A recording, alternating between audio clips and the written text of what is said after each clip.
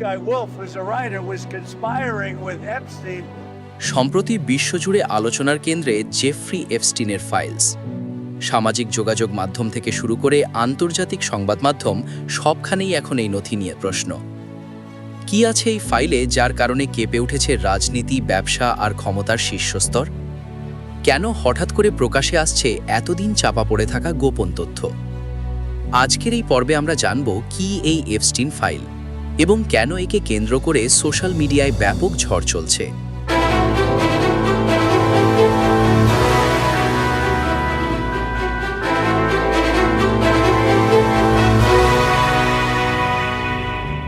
ক্ষমতা, টাকা আর প্রভাব, এই তিনের আড়ালে বছরের পর বছর ধরে গড়ে উঠেছিল একটি অদৃশ্য নেটওয়ার্ক।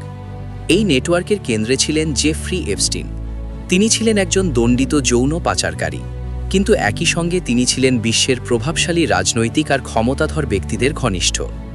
তার ব্যক্তিগত যোগাযোগ এতটাই বিস্তৃত ছিল যে অনেক বিষয়ে দীর্ঘদিন আলোচনার বাইরে থেকে গেছে।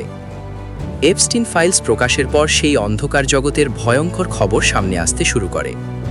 মূলত এই ফাইলে রয়েছে আদালতের নথি, ইমেল, ফ্লাইট লগ, ছবি, ভিডিও এবং ভুক্তভোগীদের সাক্ষ্য। যুক্তরাষ্ট্রের বিচার বিভাগ পর্যায়ক্রমে এই নথিগুলা প্রকাশ করছে। নথির সংখ্যা এতটাই বিশাল যে এতে কয়েক দশকের ঘটনা ও যোগাযোগের বিস্তৃত তথ্য উঠে এসেছে। কে এই জেফ্রি এপস্টিন? জানতে হবে, ফিরতে হবে 1970-এর দশকে। নিউ ইয়র্ক টাইমসের তথ্য অনুযায়ী 1976 সালে তিনি জর্জিয়ার একটি স্কুলে গণিত ও পদার্থবিজ্ঞান পড়াতেন। 1905 সালে প্রথম বড় অভিযোগ আসে।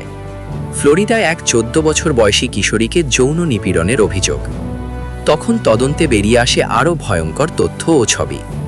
তবুও আইনি ফাঁকফোকর আর প্রভাবশালী যোগাযোগের কারণে বহু বছর ধরেই তিনি রয়ে যান ধরাছোঁয়ার বাইরে।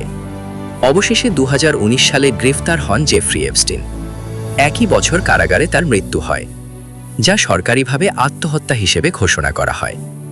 এপস্টিন ফাইলসে উঠে এসেছে বিশ্বের বহু পরিচিত নাম। যুক্তরাষ্ট্রের অনেক সাবেক ও বর্তমান প্রেসিডেন্ট, ডোনাল্ড ট্রাম্প, বিশ্বের শীর্ষ ধনীর একজন বিল গেটস, রাজনৈতিক ব্যবসায়ী, এমনকি ইউরোপীয় রাজপরিবারের সদস্যের নামও আলোচনায় এসেছে। ব্রিটেনের প্রিন্স অ্যান্ড্রুর বিরুদ্ধে অভিযোগ সবচেয়ে বেশি আলোচিত হয়। ভারতীয় প্রধানমন্ত্রী নরেন্দ্র মোদীকে নিয়ে করা কিছু ইমেল দাবি ভারত সরকার সরাসরি অস্বীকার করেছে। আবার অনেকেই এসব অভিযোগকে ভিত্তিহীন বলেও দাবি করেছেন। জেফ্রি এপস্টিন মারা গেলেও তার তৈরি করা নেটওয়ার্ক এখনও পুরোপুরি উন্মোচিত হয়নি। বিশ্লেষকরা বলছেন, এপস্টিনের ফাইলস শুধু একজন অপরাধীর গল্প নয়, এটি দেখায় কিভাবে ক্ষমতা আর প্রভাব অনেক সময় বিচারকে আড়াল করে ফেলে। এই নথি প্রকাশের পর বিশ্বজুড়ে নতুন করে প্রশ্ন উঠেছে জবাবদিহি, ন্যায় বিচার আর স্বচ্ছতা নিয়ে। সামনে আরও কি তথ্য প্রকাশ পায়, সেদিকেই এখন তাকিয়ে আছে পুরো বিশ্ব। নিয়মিত এই রকম ইনফরমেটিভ ভিডিও পেতে আমাদের চ্যানেলটি সাবস্ক্রাইব করে আমাদের সঙ্গেই থাকুন। দেখা হচ্ছে পরবর্তী কোনো এক অজানা সত্যের সন্ধানে।